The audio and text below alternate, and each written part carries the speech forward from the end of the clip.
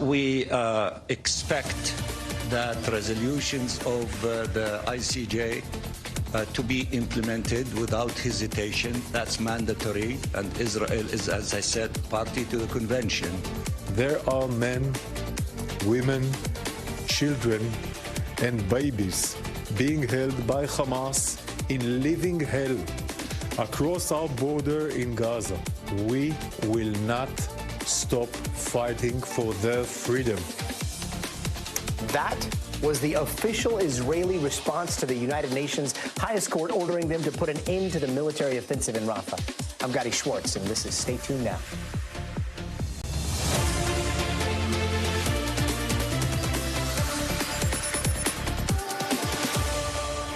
And a lot of developments in the Israeli-Hamas war tonight. The International Court of Justice has ordered Israel to halt all military operations in Rafah and open the border crossing for transfer of humanitarian aid, all while the IDF bombed a refugee camp today.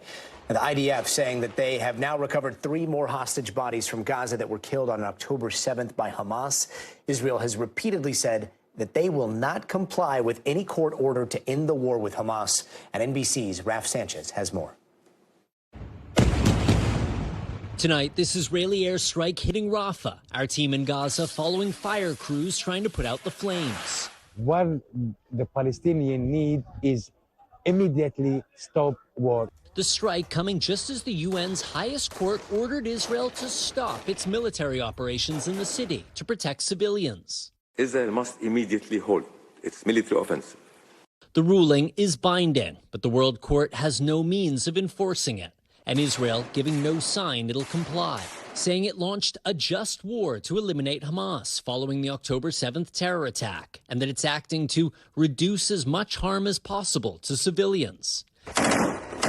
But nearly 1 million Palestinians have been displaced since the start of the Rafah operation. The court's action today adding more pressure on Israel after war crimes prosecutors earlier called for the arrest of both Israeli Prime Minister Benjamin Netanyahu and Hamas leaders. The White House called that move against Israel outrageous. We don't think there's an equivalence between what Israel did and what Hamas did. The court today also calling it deeply troubling that Hamas still refuses to immediately release its hostages. Israel's military says it recovered the bodies of 3 more hostages today.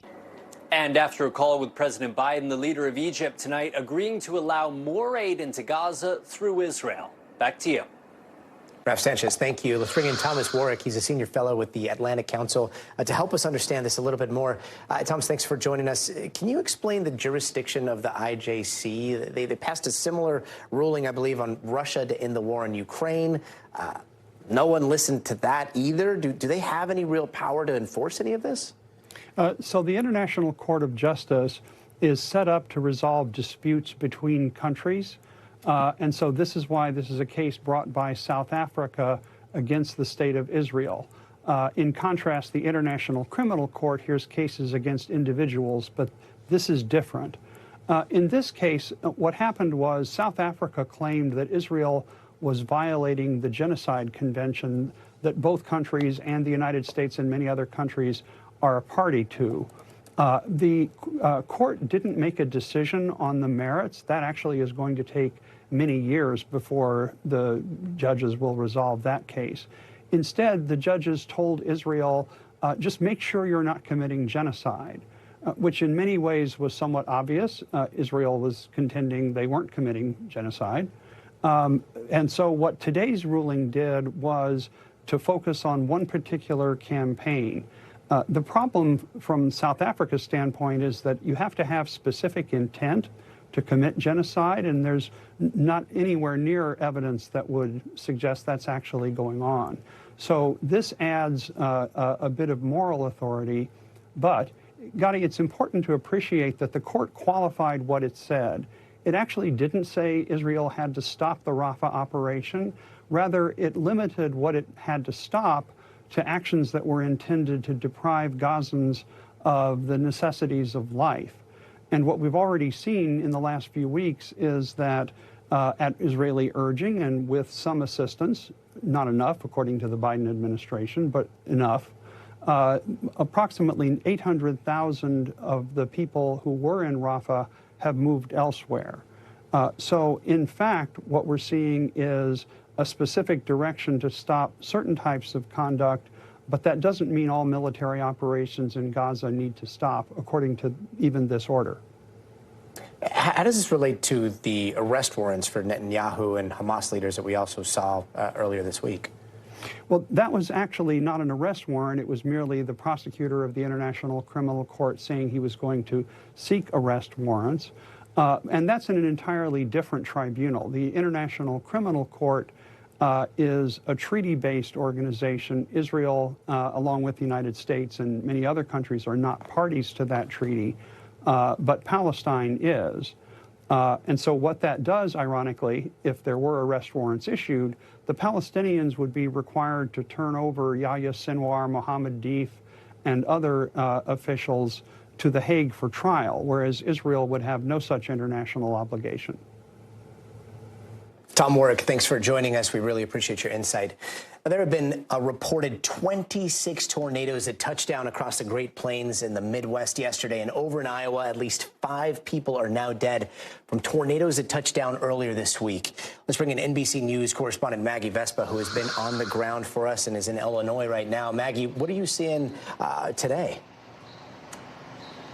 I mean, Gadi, it was another day, believe it or not, although at this point it seems pretty believable that we had tornadoes, reported tornadoes, and the damage seems to speak to it, touching down. Today we went to Milan, Illinois. It's in the Quad Cities. We're in Davenport, Iowa right now. So it's in this area. We had multiple buildings destroyed. Thankfully, no injuries in this case. This one seemed less severe than what we saw earlier this week in Iowa and what we've seen, frankly, on and off over the last couple of months. And people were really grateful for that. But it still rattled a lot of people, including a 10-year-old boy named Michael. We saw him and his 2-year-old brother picking up debris, helping their family clear branches from their yard. And his mom told me, you know, he saw that tornado from his school bus, and he called me crying because he was so scared. Take a listen to what he said. You were on the school bus and you saw the tornado? Yes, I saw it getting ready to come touch the ground. How did you feel when you saw that? Nervous and scared. It's hard as a mom to hear your baby cry and say, Mom, I seen a tornado or something, even if it's not a tornado, or even if it's something, you know, horrible. You know, you just want to be there for your baby. And you couldn't get to him. And I couldn't get to him, and that's the worst feeling ever a parent can ever imagine having. She hadn't teared up until that point in that conversation. And you could tell the idea of just not being able to get to her kid when he's scared, and this will shock no parent, really, really got her. You know, it's worth noting, I grew up in the Midwest. Kids go through tornado drills their entire lives in school, and then, like, countless tornado warnings happen. You just go in the basement, you write it out. You know, 9 times out of 10, 99% of the time, nothing happens. So for this kid to have seen a tornado and then he comes home and buildings across the street are destroyed, Michael, you could tell it really hit him. It would hit anybody. But again, he's 10, Gadi. So it really, you know, shook up this family. That's incredible. Out of a school bus window and then that call to mom. I mean, I couldn't imagine being a parent. So you've been talking to people like that all week long, right? What's been the resonating thing that you've been left with? You know, they're aware now that they're a part of, like, this streak. You know, they've been watching it on the news. They've been watching it night after night. We've only had 2 days so far this month, and we're more than 3 weeks into May, where we haven't had tornado reports. We've had more than 900 so far this year. More than a third of those have happened just this month. So May has been intense. And people across the Midwest and the Plains, they watch tornado reports. They watch it on the news because it's a part of life for them. And so they're aware now that it's just like one after the other after the other.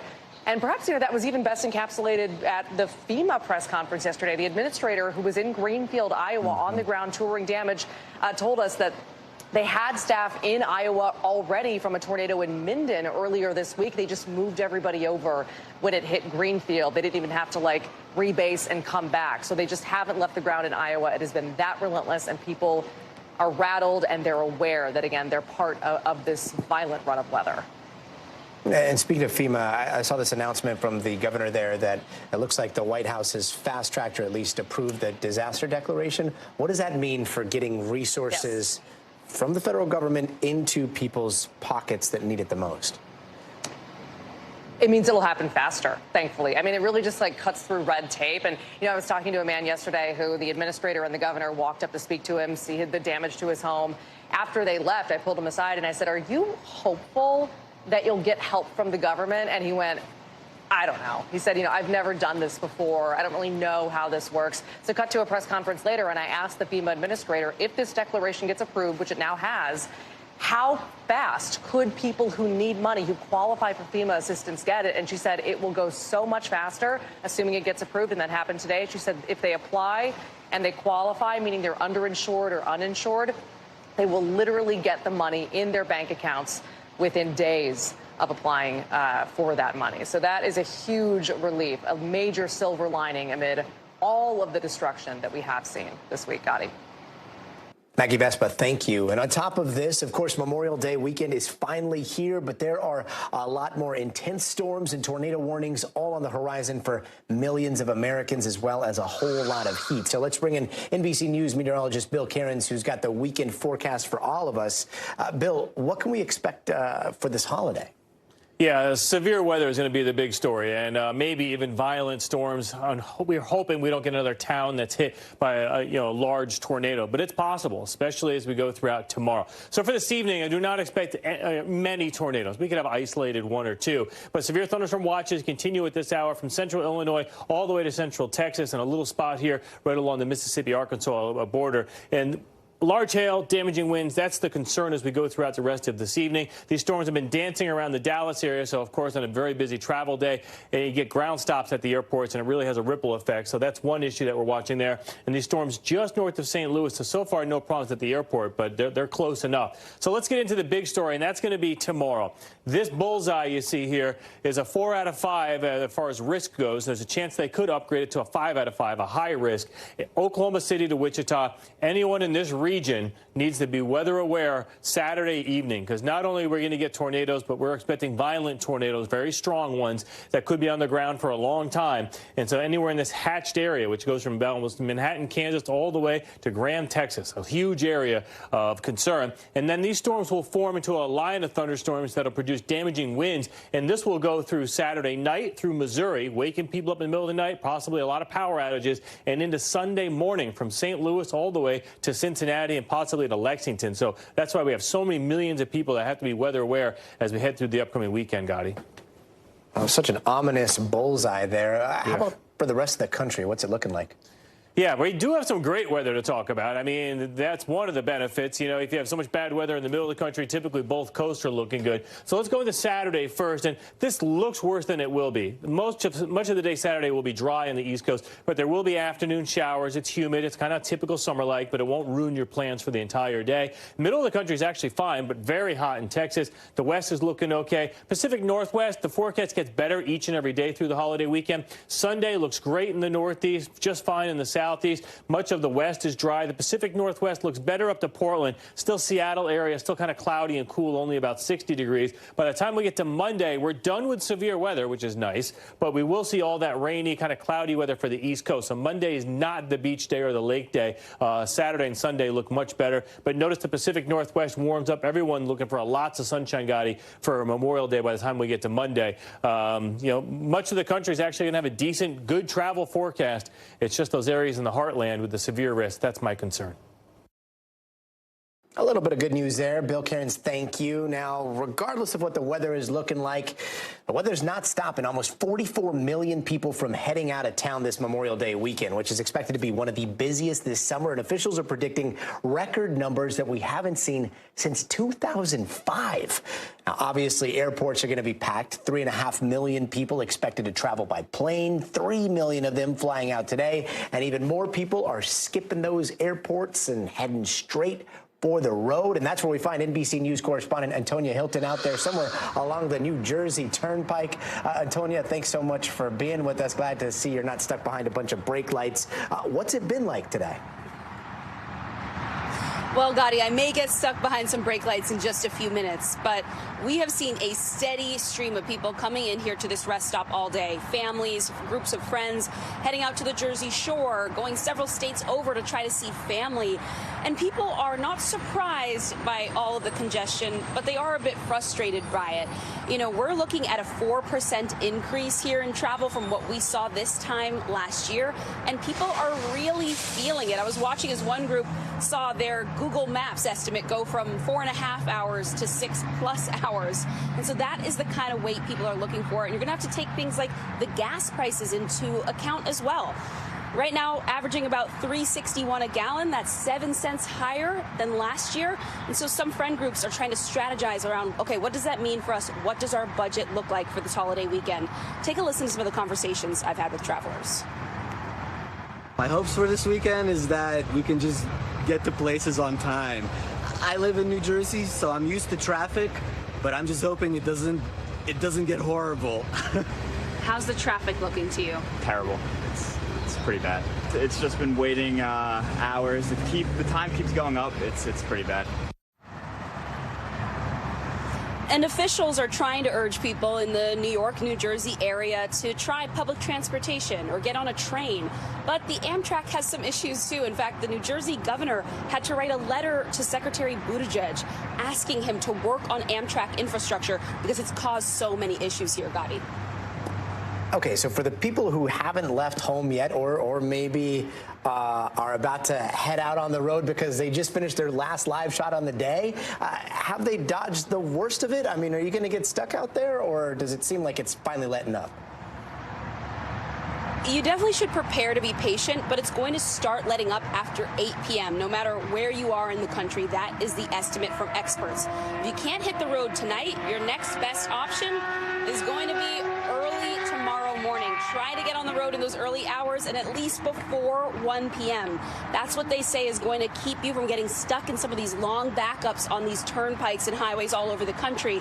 People are really eager right now. There's this major rebound in travel and all this excitement, but it means you have a lot of fellow travelers, whether you are on the roads, on trains, or in the skies right now. Antonio, what's up with that? Like, we haven't seen numbers like this since 2005. I get the whole pre-pandemic maybe, but like, why is this year expected to be such a big one? Well, you know, the pandemic is still part of the story, right? This rebound.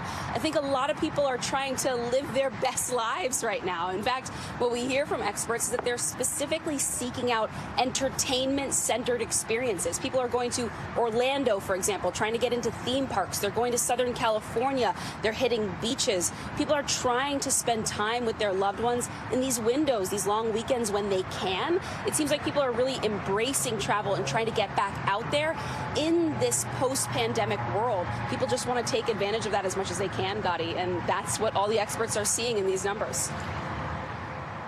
You only live once. Antonia, thank you. And don't go anywhere. We are just getting started. Up next, Hunter Biden was in court today for the federal gun charge against him. We've got Angela Sinandela coming up with the details. Plus, a historic settlement has some saying college basketball might have just, I don't know, saved the NCAA. NBC's Steve Patterson is going to be joining us to break it all down. And we have been asking, will they or won't they for weeks now? What NASA is saying about that Boeing June 1st launch for Starliner as competition SpaceX continues to shoot for the stars and get there over and over and over again. That's coming up later this hour in tonight's Future of Everything, so stay tuned.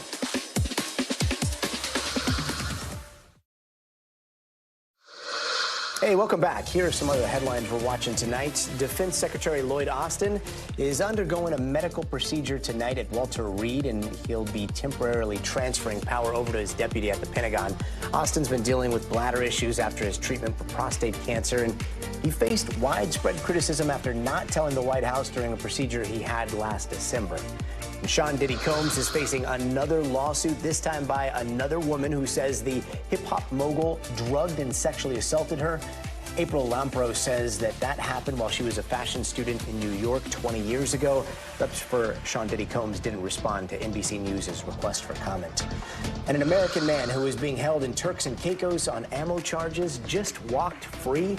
Brian, Hogerich faced 12 years behind bars after he says he accidentally left some ammo in his bag while heading there for a vacation, and he was freed after a court ruling earlier today. The so-called sedition panda, a guy who was accused of assaulting an officer on January 6th, was just convicted. Jesse Rumson was found guilty on 8 charges he faced. He was there that day dressed in a panda costume. His sentencing is set for September. And Morgan Spurlock, the filmmaker behind the film Super Size Me, has died after complications from cancer. Years ago, he was nominated for an Oscar for that documentary that chronicled the dangers of eating McDonald's for a whole month, raising awareness about nutrition. He was 53 years old.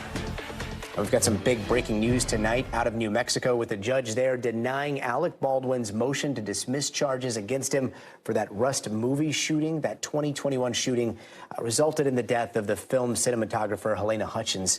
Now, Baldwin is facing involuntary manslaughter, which he has pleaded not guilty to, and his lawyers were trying to throw out the indictment, but now that trial is going to move forward in July. So let's get straight over to NBC's Dana Griffith, who joins us now. Dana, Baldwin's team has been trying to get these charges thrown out kind of since the beginning here. Yeah. Is this the last-ditch effort before the trial starts? That's such a great question. They technically have enough time to say, let's strike up a plea deal, but obviously both sides have to agree. We heard from the prosecutor, I want to say just months ago, that she offered them a plea deal, but she snatched it when she heard allegedly that he was planning to use interviews to create sort of a documentary documenting what happened on this movie set. So if they're going to play ball, maybe. But you know what I thought was really interesting after this, the judge's decision came down?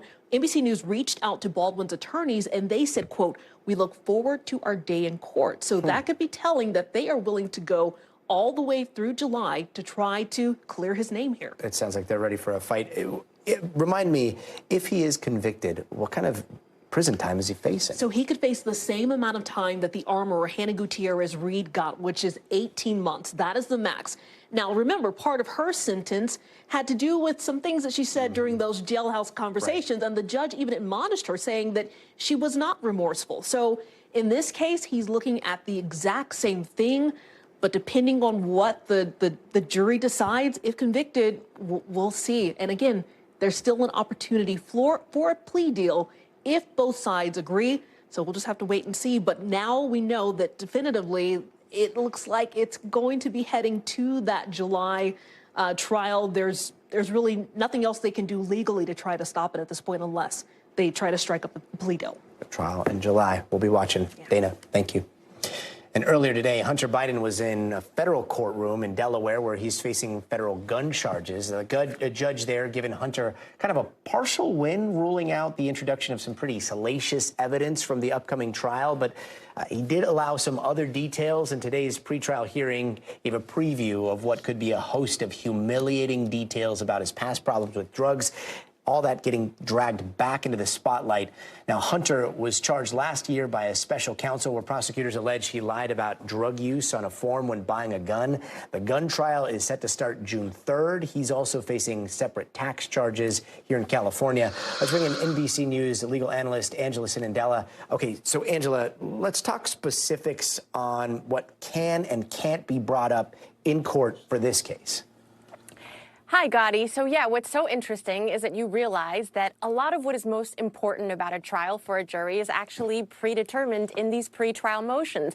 So what we learned today are explicitly what can be excluded and what can be introduced. So first, a win for the government was that excerpts from Hunter's own novel can be included as allowable evidence. This is very important because it's Hunter, in his own words, allegedly saying that he did use drugs. I will say, though, here that the judge also allowed, though, that Hunter, if he wants to, for each piece of evidence that is introduced, can get up on the stand and provide context for the jury so it's not taken out of context. Second, allowed for the government is text messages to drug dealers and friends and family, which is also very important evidence in real time of whether or not Hunter was using drugs at the time. Now, for the defense, though, there were also wins in all of these items not being included as evidence because the judge determined that they'd be more prejudicial to the defendant important, then probative. So first was this pending tax case in California, which is going to happen soon. But the issue with that is that it would show that he likes to commit fraud, and he allegedly tends to do so repeatedly. And there were other exclusions there with his child support proceedings in Arkansas. And so those are some of the things that they decided today. Very important decisions, Gadi. And lastly, also here, Hunter's discharge for the U.S. Navy, which U.S. officials had confirmed was due to a positive cocaine test. So that would have also been, the judge decided, prejudicial. Yeah, I was just going to ask about that. Do we know what the witness list is going to look like? I mean, text messages from drug dealers, friends. Is there a possibility that some of the drug dealers could be called to testify? So, Gadi, we do know that the prosecution has submitted a list of up to 12 witnesses that they intend to call. And perhaps most salacious is that 3 of these witnesses appear to be former lovers, romantic partners of Hunter. The first, his ex-wife. The second, Hallie Biden, the wife of his deceased brother. And the third, his baby mama, London Roberts. Now, no names were actually provided in this witness list. So this is kind of what we've surmised and put together from the details and the descriptions. But this is also why I am surprised that his side is not trying harder for a plea deal. Now, obviously, we don't know exactly what's happening behind the scenes here, and we also know that a past plea deal just fell through. But this is going to be very colorful testimony. These ladies and other witnesses on the stand will be detailing actual instances of drug use. And we also know one of these witnesses intends to say that he was using crack cocaine every 20 minutes except for when he was sleeping. So this will be an extremely colorful trial, Gadi. Very colorful. And getting back to the crux of this case, what is at the heart of this? Yeah, so even though it all seems that it's about unlawful drug use, which by definition is illegal, it's really about whether or not Hunter Biden lied on federal documents about whether or not he was a drug user or a drug addict at the time that he filled out these forms in getting the license for his gun. And I will say the judge also made an important decision today for the prosecution, that the judge ruled that the prosecution doesn't have to prove that he was using drugs at the actual time when he filled out that form, which is what the defense wanted, but the prosecution only has to prove that just generally he was an alleged drug user at that time. Angela, you are always such a wealth of knowledge. Thank you so much. Thanks, Gadi. And coming up, an NBC News investigation into why a number of older renters are losing their homes. That's straight ahead. Welcome back. A popular rapper's mom was arrested for fraud today. It was his turn in cuffs. That story in just a moment. But first, here are some of the stories happening out west that we're following. In New Mexico, evacuations are underway for people living in the vicinity of the Blue 2 fire, which has so far burned almost 1,500 acres, and it's still going. The fire has scorched much of the White Mountain wilderness within the Lincoln National Forest near the city of Ruidoso. And right now, 0% of that fire has been contained. And in Orange County, California, a suspect is dead after an hours-long SWAT standoff on the I-91 freeway. Traffic was backed up for miles on all lanes in both directions because of that. Now, this all ended around noon local time, and NBC News has not yet confirmed the cause of death of that driver. And a new law will temporarily allow Arizona doctors to carry out abortions in California. Governor Gavin Newsom signed the measure into law on yesterday, and it takes place immediately. This comes after a recent ruling from the Arizona Supreme Court that essentially enacted a new total abortion ban in that state. And just yesterday, we told you about singer Sean Kingston's mom being arrested in Florida on fraud and theft charges. Well, it turns out just a few hours later, they arrested Kingston himself here in California. And Kingston's arrest came right after he held a concert last night. Both arrests came after the raid at his South Florida home earlier in the day. And this morning, Kingston's mom, Janice Turner, appeared in court where the judge stuck to a $160,000 bond and said Turner has to give up her passport. Joining us now is NBC News correspondent Marissa Parra. Okay, Marissa, we're going to get to Sean in just a second, but what did his mom, what are they alleging that she did? Yeah, so we are currently waiting to find out more information on exactly the details of all of that, Gadi, but we know that she's facing charges of theft. She's facing charges of fraud, of criminal use of personal information, and she is currently being held on $160,000 bond, as you just mentioned. So clearly they have reason to believe that she was deeply involved in whatever Sean Kingston is accused of doing.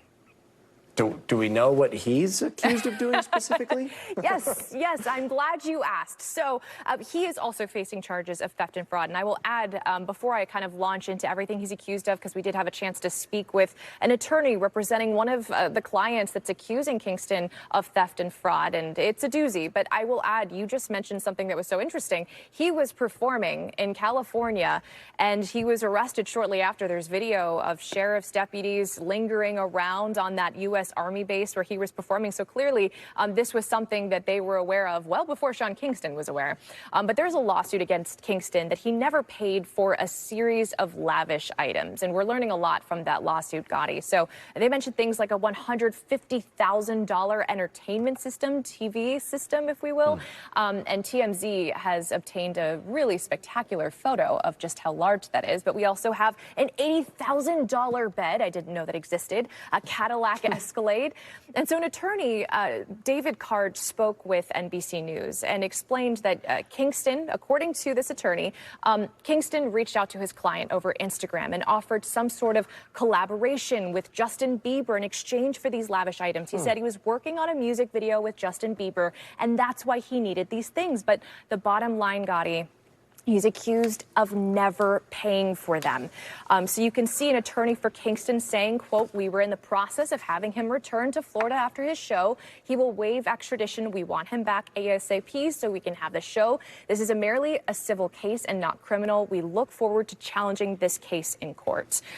So, Gadi, I will mention, though, that same attorney said he spoke to other clients and other victims, alleged victims of Kingston's fraud. And he said that there was a pattern here that Kingston was reaching out over Instagram. He was constantly name-dropping Justin Bieber and offering this collaboration that never came to fruition. And I will add, NBC News has reached out to Justin Bieber's team. We haven't yet heard back from him. Interesting. This isn't the first time both Kingston and his mom have gotten in trouble with the law, right? It is not. And it was interesting because as all of this was kind of starting to come out this week, Kingston had posted on Instagram right before his own arrest, of course, that no one should be listening to the negativity. But I don't know if everyone realizes this. He's currently on 2 years probation for trafficking stolen property. And in 2006, his mother pleaded guilty to bank fraud for stealing over $160,000. So that seems to be her unlucky number because that is also the same number that she is being held on bond currently right now, and they, as you mentioned, ordered her to surrender her passport as well. So a lot of details that we're still awaiting, but certainly no shortage of twists and turns here, Gadi. No shortage at all, and that is a very big unlucky number. Marissa, thank you. Thank you. And laws put into place to protect some of the most vulnerable during the middle of the pandemic are now putting renters and landlords in almost impossible situations. This story comes to us from our Bay Area affiliate in San Francisco. Zeta Flowers is packing up the Oakland, California home where she raised her 4 adopted children. At 80 years old, she's being forced to leave. It's not fair. It's not fair. Tell me which one you like. Flowers runs a daycare out of her home, but the pandemic decimated her small business. Her rent, she says, became unaffordable. Before COVID, had you ever not paid your rent? Oh, no. Never? Not ever, no.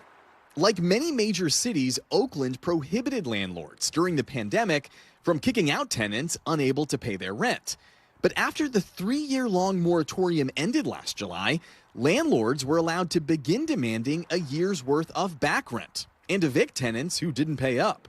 We're seeing an alarming rise in the eviction of low-income seniors. Attorney Ann Tomiko Amora is the executive director of the Eviction Defense Center. Seniors were hit very, very hard by COVID. A lot of them, they have fixed incomes, right, like Social Security, that barely covers the rent. Today, nearly a quarter of her clients are elderly. That's up 17% compared to pre-pandemic. Nationally, seniors are now the fastest growing age group experiencing homelessness, roughly 140,000 and counting.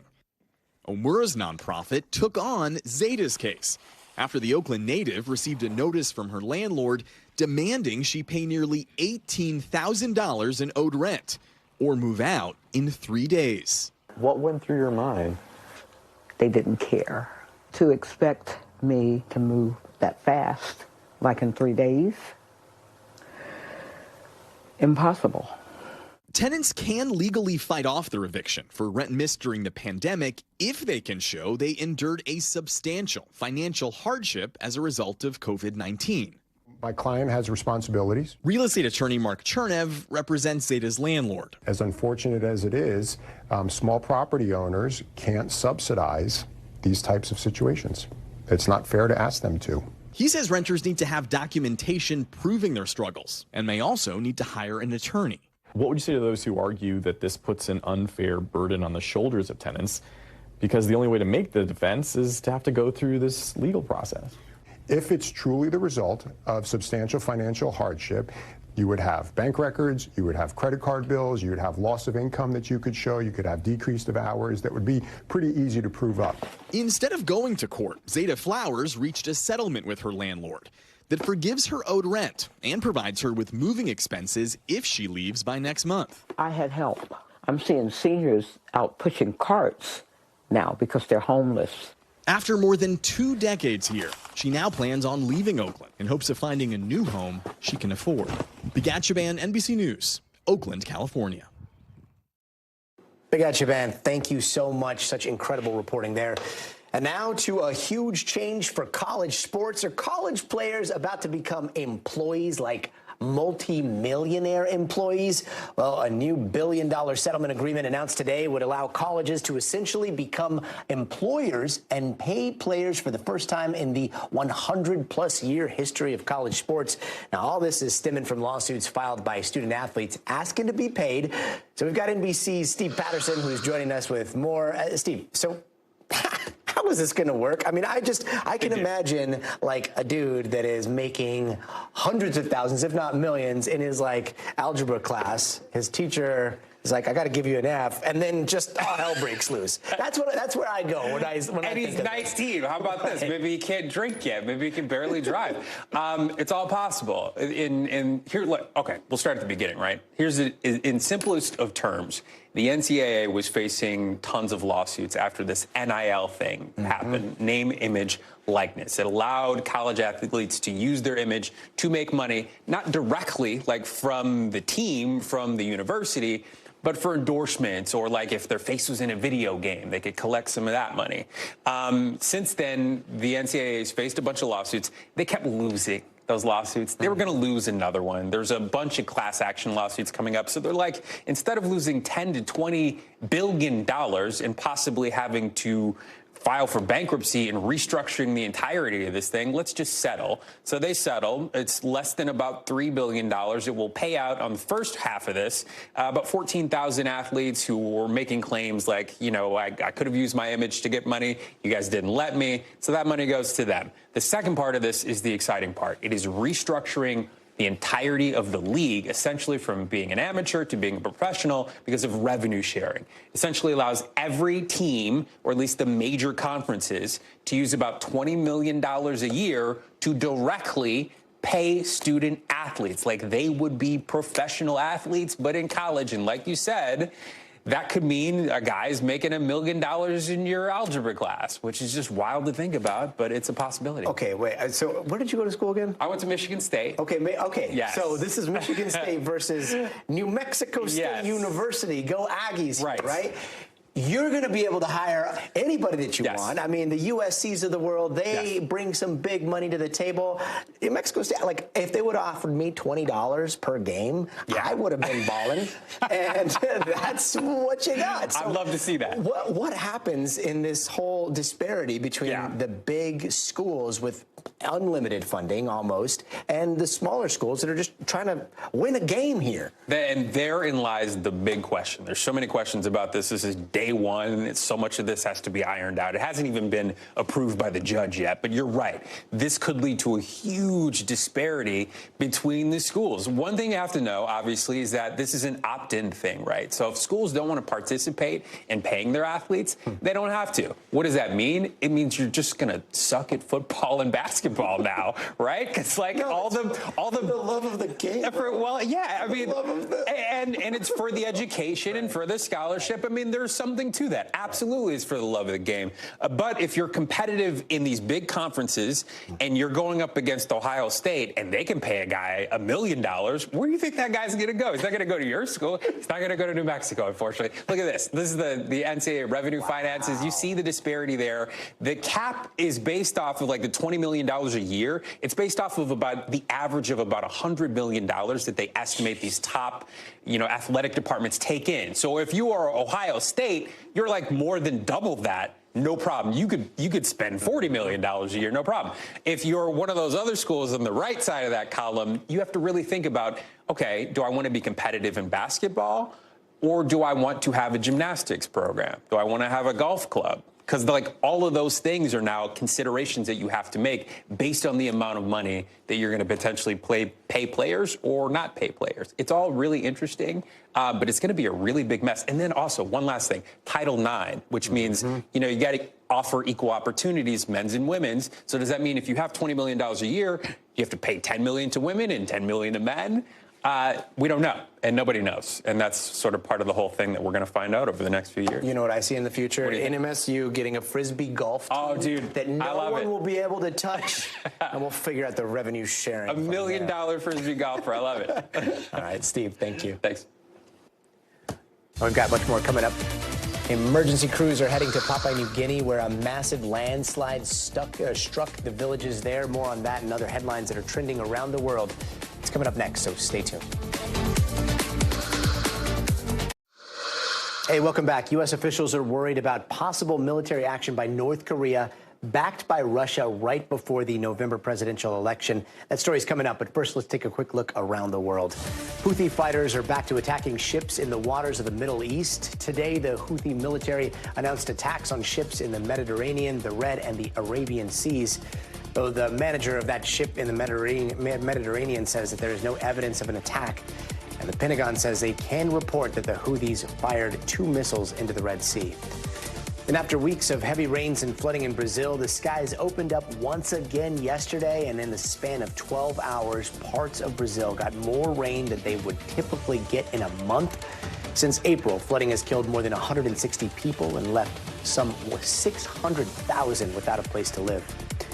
And a remote village in Papua New Guinea has been buried by a massive landslide. Now, this happened early this morning in the middle of the night while most of the people in the village were asleep.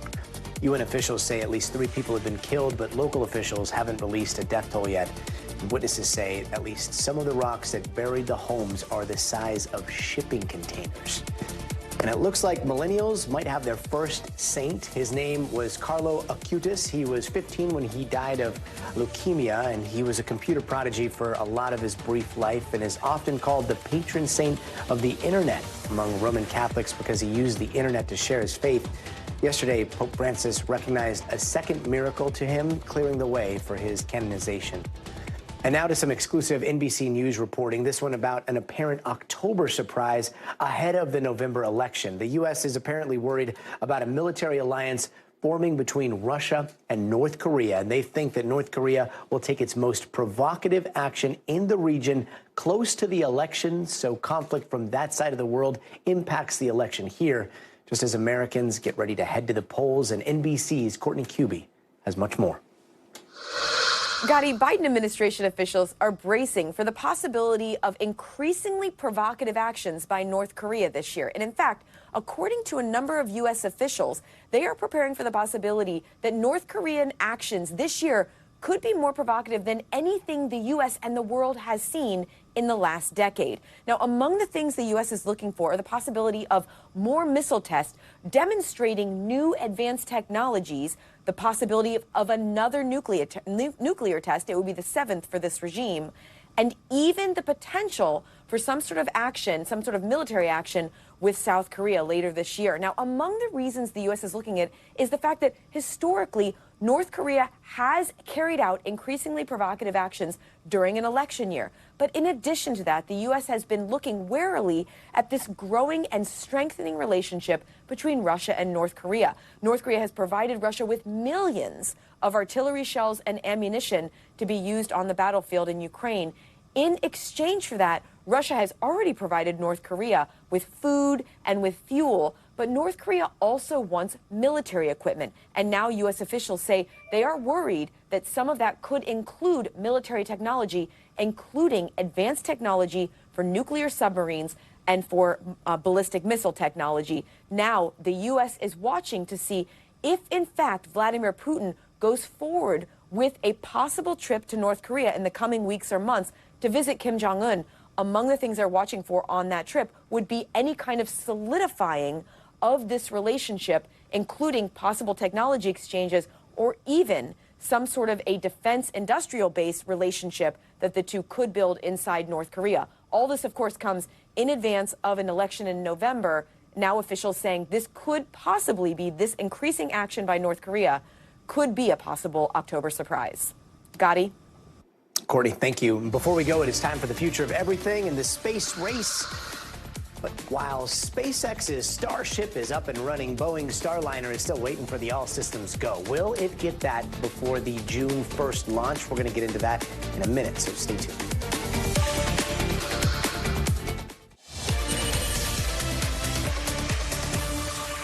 And now for the future of everything and the future of space travel. Private space race is going old school versus new school. We've got updates today from both Boeing and SpaceX on a pair of critical upcoming missions. June 1st is the new proposed date for Boeing's historic Starliner launch, taking astronauts to the International Space Station.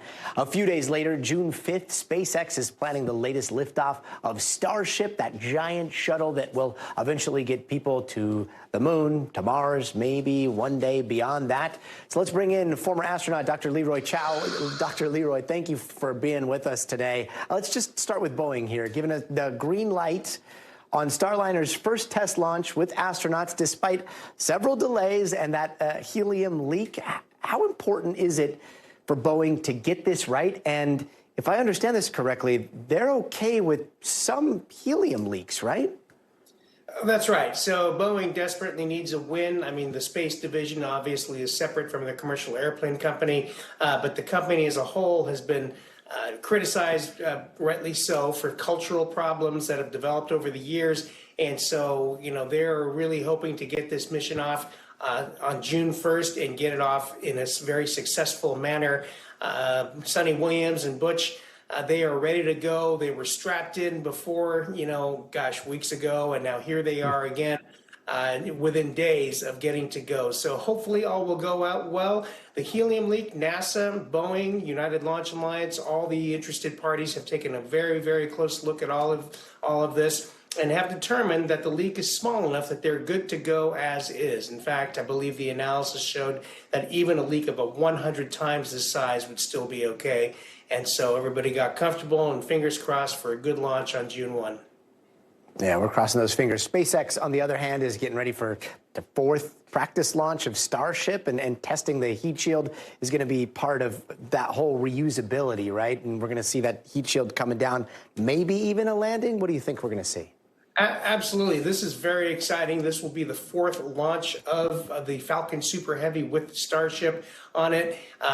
Each successive flight has been more and more successful. The last mission, the last launch, the booster essentially performed exactly what it was supposed to do until it came back and tried to relight some engines to land.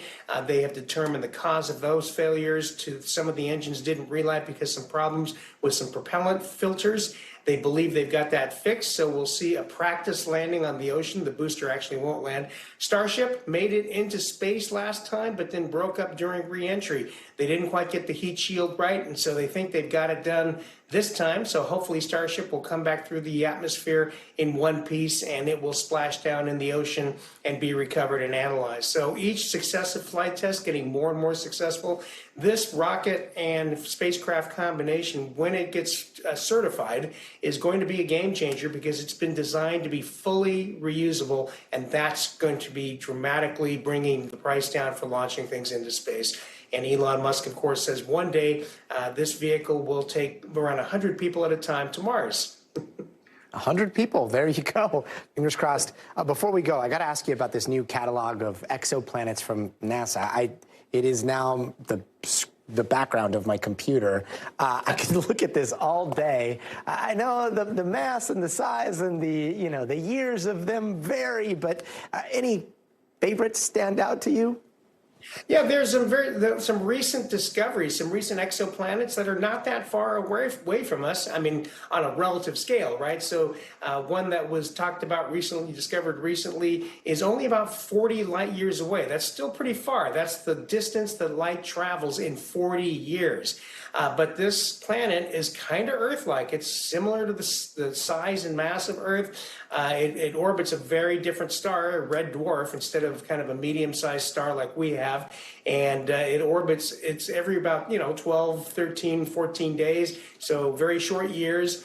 But the surface temperature has been calculated to be probably around 107 degrees Fahrenheit, a little warm for us. Well, maybe not here in Houston, but it's possible that there could be, conditions might support some kind of life there. Who knows? Pretty exciting to think about. Yeah, we should name it Texas or maybe Arizona. Doctor, thank you so much for joining us on this Friday. Really appreciate having you. My pleasure. Thank you. And that does it for us tonight. I'm Gadi Schwartz. We'll see you here Monday. But until then, stay tuned now.